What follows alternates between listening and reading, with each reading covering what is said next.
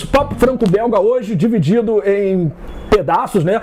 Blocos. Em blocos. Estamos fazendo várias partes do programa. Segundo bloco. O segundo bloco agora, estamos falando aqui com o Otávio Aragão, que é o nosso convidado. Ele está traduzindo um material muito bacana para mitos. Vamos falar sobre isso na terceira parte do nosso programa. Ele explicou, aí você pode ver lá no YouTube a primeira parte, confira também no Facebook. Ele falou sobre o trabalho dele de tradução. Agora eu quero que ele conte pra gente a relação do Otávio, né, com um quadrinho europeu. Afinal de contas, estamos no Papo Franco-Belga, não é isso?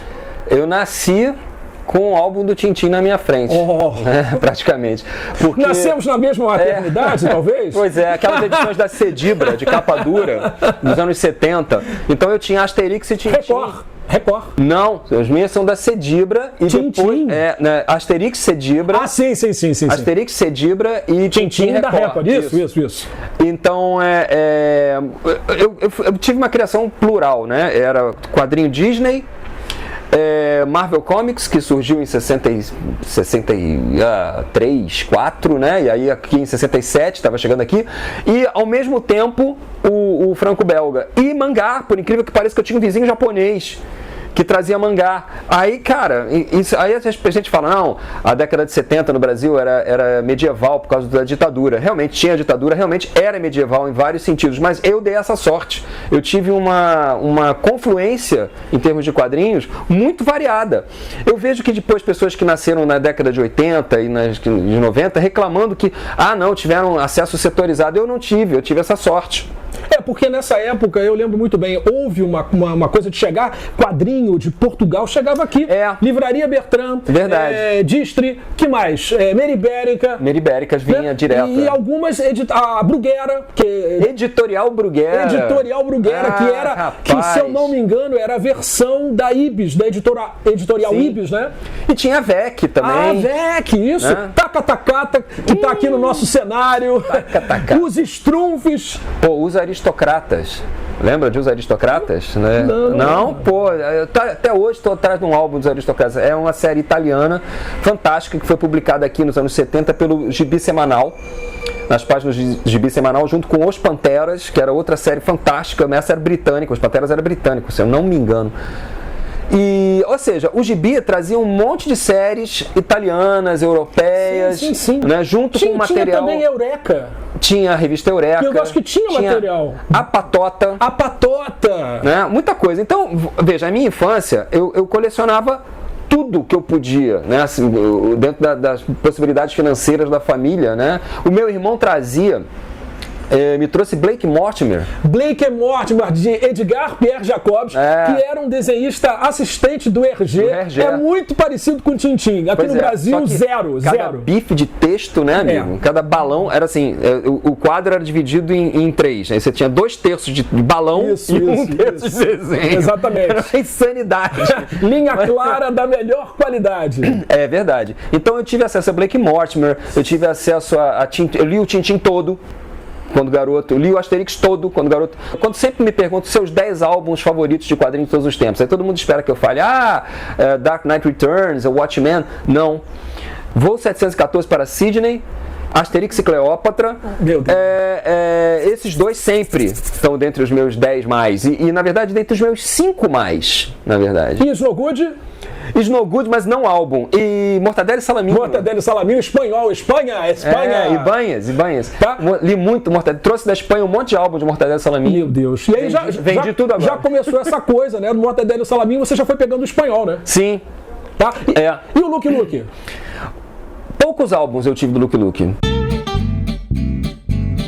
Um papá, eu ia falar sobre isso. Um papá. Detalhe, parece que nós tivemos a conclusão do Um Papá aqui no Brasil, que foi o 5º volume. Sim. Na época, a edição portuguesa trazia apenas 2-2, né? 2 volumes com 4 histórias e a gente não sabia qual era a última, como é que ficaria, né? Como é que seria o fim. Mas nós fomos pioneiros no final do Um Papá. Fechamos a série. Exatamente. Me explica uma coisa, Otávio. Por que você acha, eu tenho uma teoria aqui, por que você acha que o quadrinho europeu principalmente o francês e belga, cara, tem tanta dificuldade de se estabelecer no Brasil. Eu acho que o momento dele é agora ou nunca. Já houve uma leva de quadrinho europeu nos anos 70, né, a qual você já se referiu. Agora está tendo uma outra que não está indo para esse lado de um Papá, de Lucky Luke, está indo para um outro, né, setor dos europeus. Estão chegando também espanhóis. Mas por que você acha que tem essa dificuldade? Por que o povo torce o nariz para um quadrinho europeu, cara? É bom demais! Olha, eu fiz um estudo uma vez, quando eu dava aula na Escola de Belas Artes, eu fiz uma comparação entre a narrativa japonesa, a americana e a franco-belga. E o que me chama mais atenção nisso, o que me cria mais estranheza, é como a decupagem do tempo é diferenciada. Né? Por exemplo, uma cena de ação, o americano mostra o antes do soco e o depois do soco, ele jamais te mostra o soco. O japonês vai te mostrar o soco em todas as possibilidades possíveis, antes o contato, o momento do soco, o impacto em si, ele vai super decupado. E o francês não, o francês ele está preocupado em mostrar o cenário, o entorno do soco. Entendeu? É arte, né? Você vai, aí eles abrem aquelas panorâmicas, né? O cara vai dar um soco no sujeito, tem que ter aquela panorâmica. Aí você vê a nuvem lá no céu, vai chover e tal. Entendeu? O que menos interessa ali é o soco do sujeito. É uma outra abordagem. É uma outra abordagem. Depende muito. Você precisa ter uma certa elasticidade como leitor para aceitar essa abordagem de tempo diferenciada, entendeu? Entendi. Eu creio que com a entrada do mangá e essa super ênfase na decupagem do tempo, né, cada vez mais se afasta desse tempo parado, esse tempo contemplativo da BD. Não é toda BD que é assim. Eu estou pegando aqui o exemplo máximo da linha clara, que é o Tintin, que tem ação pra caramba, mas os americanos, por exemplo, acham chato. Pô, Asterix tem ação pra caramba, e ação decupada muito da maneira americana, né? O antes e o depois do soco, pegando esse exemplo. Asterix é muito assim. Mas a linha clara, geralmente não. A linha clara geralmente tem uma coisa mais, um setting mais contemplativo e tal. Eu creio que o problema seja esse. Falta de paciência. Eu acho que é falta de paciência. Do leitor, né? Do leitor. Eu acho que o leitor busca uma narrativa mas está fundamentado na narrativa norte-americana. E eu acho que o povo não está muito acostumado aqui com essa coisa aventureira, né, cara? Tem uma coisa muito aventureira, pelo menos uma parte do quadrinho francês, você vê o Asterix, que ele vai para Espanha, vai para vários lugares, tem uma certa aventura, e esse quadrinho, que eu acho que é até para um público mais juvenil, embora tenham sacadas, piadas do Goscinny maravilhosas, mas eu acho que no Brasil nunca houve um quadrinho juvenil. Vê se você dá razão. O quadrinho, ou ele sempre foi muito infantil, ou ele se torna agora extremamente adulto, e nós não temos esse quadrinho juvenil de aventura no meio. Você concorda? Mais ou menos. Eu acho que muita coisa da Turma da Mônica é juvenil. Sim, com certeza. Acho que muita coisa... Principalmente hoje em dia, né? Agora então, Mônica totalmente jovem, adolescente, né? Graphic MSP. Pois é. Agora então tá totalmente Graphic MSP até mais do que o juvenil. Sim, adulto. Bordeja, né? Bordeja, outras... Mas eu acho que mais ou menos. A gente teve aqui uma produção brasileira juvenil, sim, nos anos 70, voltada para o terror, voltada para a ficção científica, publicada pela editora VEC, que era extremamente juvenil. Sim. Aquilo não era necessariamente adulto. Era sexy para adolescente, vamos dizer assim. Exatamente. Então tinha um viés de histórias com um final abrupto na linha da EC Comics, que, cara, eram adolescentes, entendeu? Era uma linha adolescente. Agora, a aventura, o horror sempre deu muito certo no Brasil.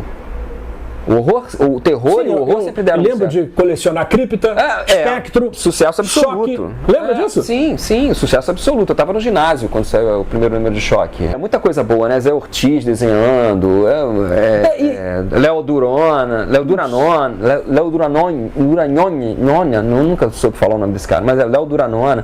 Pô, muita gente muito boa. Agora, Bernie Wrightson. Bernie Wrightson que morreu há pouco tempo.